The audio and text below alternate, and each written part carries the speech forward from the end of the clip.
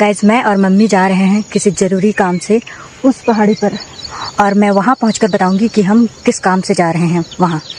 Guys देख सकते हैं हम पहुँच चुके हैं अपनी डेस्टिनेशन पर, और चलिए मैं दिखाती हूँ हम यहाँ क्या लेने आए हैं।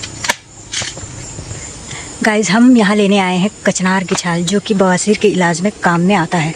और देख सकते हैं मम्मी वहाँ पे कचनार के पेड़ से छाल निकाल रही है।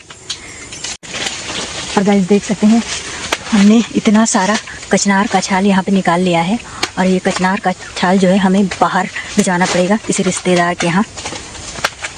तो गाइस यहीं पे ब्लॉग को समाप्त करते हैं, मिलते हैं नेक्स्ट ब्लॉग में। Bye bye.